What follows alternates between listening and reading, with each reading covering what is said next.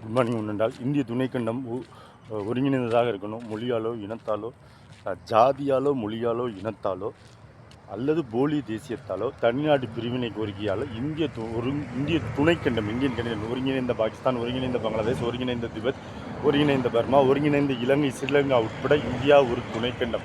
ஈராக்கில் இருந்து இங்கிட்டு பர்மா வரைக்கும், மேலே சீனாவின் பாதி பகுதி, கீழே லெபூரியா கண்டம் வரைக்கும். இதுதான் அகண்ட பாரதம். இதுதான் ஒருங்கிணைந்த இந்திய துணைக்கண்டத்துக்காக பாடுபட்டவர். தன் தாயிடம் ஹரிச்சந்திர மகாராஜா கதையை கேட்டுட்டு வாழ்நாள் ஃபுல்லாக உண்மையை மட்டும்தான் பேசணும், பொய் சொல்லக்கூடாதுன்னு தன்னை எக்ஸ்பெரிமெண்ட் வித் ட்ரூத் அப்படின்ற தன்னுடைய சுயசரித்தின் உள்ள தான் எந்தெந்த இடத்துலலாம் மனசாட்சிக்கும் உண்மைக்கும் விரோதமாக மாறி போகணுன்னோ அந்த இடத்துல அவர் எப்படி காப்பாற்றப்பட்டார் மனசாட்சியாளன்னு எழுதியிருப்பார். லண்டனில் ஒரு கவர்ச்சியான பெண்மணி அவங்கக்கிட்ட வீடு வரைக்கும் தான் போயிட்டதாகவும், அந்த நேரத்தில் அம்மாவுக்கு கொடுத்த 2 சத்தியம் இருக்குல்ல, கறி மீன் சாப்பிட மாட்டேன், அந்த பெண் அதை அந்த மனைவிக்கு விரோதமாக, கஸ்தூரிபாவுக்கு விரோதமாக நம்ம பாலியல் திருமணம் தொடமாட்டேன், அந்த சத்தியம் என்னை காப்பாற்றிச்சு. ஹரிச்சந்திர மகாராஜாவோட கதை சின்ன பிள்ளையில் நாடகம், அதை பார்த்ததால் சத்திய சோதனை அல்லது சத்தியமே செய்து வாய்மையை வெல்லுன்ற நம்பிக்கை உடையவர். அடுத்து அப்படியே பார்த்தீங்கன்னா லண்டனில் அவர் இது நிறைய விஷயங்களை சொல்லியிருப்பார். தென்னாப்பிரிக்காவில் நிறைய நல்ல விஷயங்களை சொல்லியிருப்பார். அந்த ஆட்டோபயோகிராஃபியில் எனக்கு பிடிச்ச ஒவ்வொன்றுமே தாய்மொழி, அவருக்கு குஜராத்தி, அதை வலியுறுத்திக்கிட்டே வருவார், தாய்மொழியோட முக்கியத்துவத்தை. ஒரு பங்கிம் சந்திர சாட்டர்ஜி மாதிரி ஒரு மாபெரும் வெங்காள கவிஞர் தாய்மொழியில் சிறந்த கவிஞராக இருக்கலாம். ஆனால் அவங்க எல்லா மொழியிலையும், ஃப்ரெஞ்சு, லத்தீன், இங்கிலீஷ் எல்லாத்துலேயும் கவிதையும் இதுவும் எழுத முயற்சி செஞ்சுட்டு வருவாங்க. அவர் அதை வேணான்னு சொல்லுவார். அதை ஆட்டோபயோகிராஃபியில் அவர் சொல்லியிருக்கார்.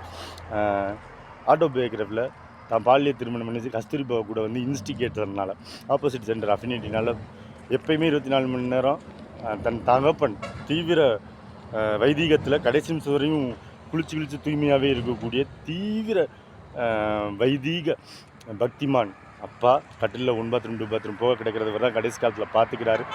ஒரு சன நேரம் கஸ்தூரிபா மேலே இன்ஸ்டிகேட், அப்போ அவருக்கு 12 வயசோ 14 வயசு தான். ஆனால் கஸ்தூரிபா மேல் இருக்கும் மோகத்தால் நான் என் அப்பாவை மரண டயத்தில் என் மடியில் பார்க்க முடியலன்ற இடத்துல கண்ணீரை வர வச்சுருவார். இதை தாண்டிலாம் ஒரு மனிதன் மைக்கன் டால்ஸ்டாய் மாதிரி இதை தாண்டிலாம் ஒரு உண்மையை அடுத்த தலைமுறைக்கு சொல்லாமல் இருக்க முடியாது.